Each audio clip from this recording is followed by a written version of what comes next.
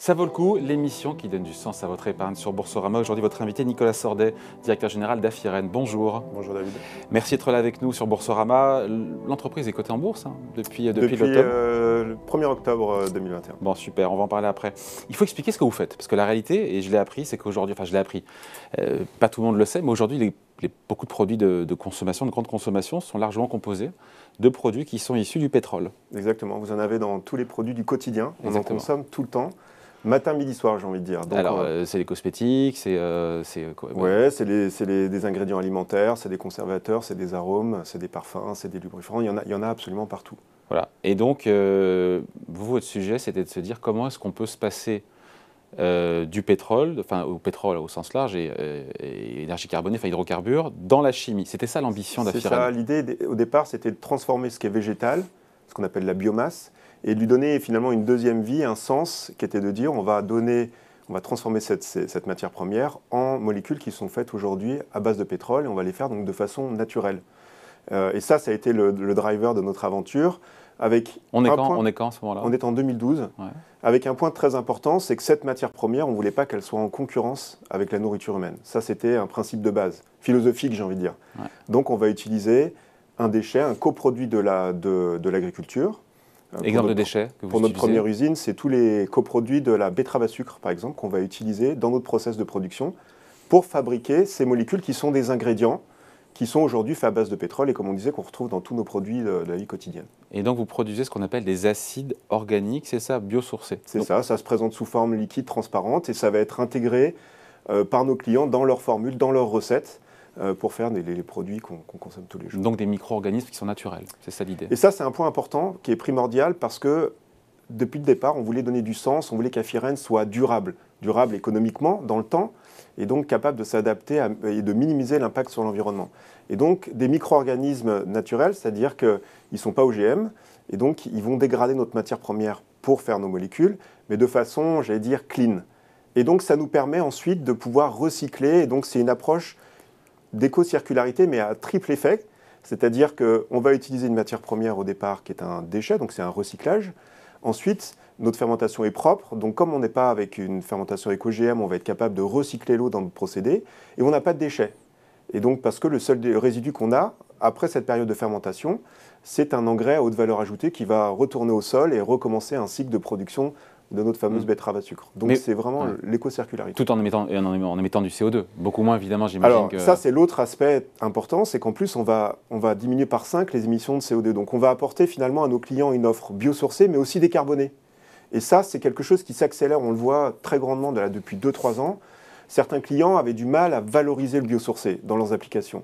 Et maintenant, ces clients en particulier, cherchent à décarboner leur activité. Et donc, ça passe aussi par le sourcing de leurs ingrédients.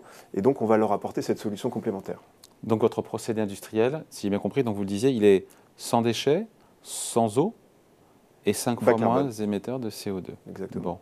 Bon. Vous avez déjà des usines, j'imagine, évidemment? Alors, on a une première usine qu'on vient de terminer de construire. Ouais. Elle est où? Qui est basée à Metz, à côté de Metz, à Carlin-Saint-Avold, sur un site pétrochimique. Donc c'est une belle image de transition d'un site vers finalement une chimie plus durable. Et donc on a terminé la construction là, il y a une quinzaine de jours. On est dans cette phase de test, de mise en service avant de commencer la production en 2022. D'accord. Ce qui veut dire qu'aujourd'hui, vous n'avez pas de clients en fait? On a déjà des clients puisqu'on a sécurisé une grosse partie de l'activité. Ils ne sont pas encore livrés? Mais ils ne sont pas encore livrés. Voilà, exactement. On peut dire qui sont les clients? Donc c'est l'industrie... Alors, on ne communique pas vraiment sur le nom de nos clients. Simplement, ce qu'on peut dire, c'est qu'il y a plusieurs secteurs différents. Les arômes et parfums, on va viser des gens qui sont très actifs dans les ingrédients alimentaires, dans la conservation notamment, dans la nourriture animale, en remplacement des antibiotiques pour les animaux, et puis aussi dans le monde des lubrifiants, dans un tas d'applications. Et puis, on a aussi vendu tous nos engrais à un acteur important du monde des engrais. Ils vous font confiance alors que le produit n'existe pas encore? Ça montre toute la puissance de ce qu'on est en train de mettre en place. Avec beaucoup de recherche et développement, beaucoup de brevets évidemment. Beaucoup de brevets et puis surtout une dimension internationale et de se dire comment est-ce qu'on met au cœur de notre stratégie, de notre développement, la minimisation de l'impact environnemental et la RSE, pour être là demain, pour être encore plus fort demain. Il y a d'autres sites industriels qui sont en prévision? Notre objectif, c'est d'être vraiment un acteur global au niveau mondial. Nos molécules, ça représente à peu près 13 milliards de chiffre d'affaires Et c'est assez bien ça veut dire quoi, nos réparti. molécules, Aujourd'hui, le marché pétro-sourcé de ces molécules-là, c'est à peu près 13 un milliards marché de 13 milliards de dollars. Exactement. Donc, c'est aux États-Unis, en Europe, en Asie. Donc, notre objectif, c'est d'aller D'être présent sur tous les continents. Voilà, pour avoir un circuit court et fournir nos clients. Il sera en premier où, a priori, en Asie ou aux États-Unis? On travaille les deux options. Pour le moment, on se refuse à faire un choix parce que nos clients sont des deux côtés. Donc on pousse les projets et l'idée c'est d'être capable d'assez vite de faire un choix pour construire cette usine, cette deuxième usine. Et puisqu'il n'y a pas encore de chiffre d'affaires, même s'il y a des commandes qui ont été faites, vous avez les moyens de financer cette croissance, ce développement? On a fait un certain nombre de levées de fonds successives. On a cette première usine qui s'appelle Afiren Neoxy, on l'a cofinancée avec un fonds BPI France qui s'appelle SPI. Ouais. Et puis cette introduction en bourse au mois de septembre dernier, justement, est là pour non pas financer cette usine aujourd'hui, qu'il était déjà, mais pour financer les suivantes. Et ça a été aussi pour nous une rencontre avec des investisseurs qui ont finalement cette sensibilité sur l'investissement responsable, ESG, pour essayer d'améliorer les choses. Ouais. Au niveau de l'introduction, j'ai regardé, on est à peu près au niveau du cours d'introduction. C'est une déception pour vous ou on n'est qu'au début de l'aventure? Franchement, on est qu'au début de l'aventure et quand je vois tout ce qu'on a à faire, je veux dire, toutes les options de développement qu'on peut avoir devant nous, tout ce qu'il faut finalement convertir, décarboner, c'est pas un sujet. Le potentiel est immense. L'équilibre financier visé pour vous, c'est 2025, c'est ça? Exactement. Et on a besoin de cette deuxième usine. Et donc, c'est aussi l'objectif de pouvoir la déployer assez vite. Avec une croissance qui sera, j'imagine, comme on part de bas, évidemment, qui sera 2-3 chiffres sur... Pour 2 chiffres, ça passe par le déploiement industriel, mais ça passe aussi par, finalement, à un moment donné, une capacité à créer d'autres types de produits, d'autres types de molécules pour enrichir notre portefeuille. Voilà, c'est finalement devenir un acteur global. Donc, je pense, franchement, on est dans une mutation importante et on le sent parce que finalement, on a démarré il y a 10 ans, c'était il y a quelques jours, notre 10e anniversaire. Et on voit cette accélération, ce besoin de nos clients pour quelque chose de plus durable. Donc, on est là pour saisir cette opportunité. Donc, je pense qu'on a... On verra si les investisseurs sont là aussi pour la saisir. Merci en tout cas Nicolas Sordet, directeur général d'Afiren. Merci à vous. Faut-il en avoir ou pas en portefeuille? C'est parti pour l'œil du gérant.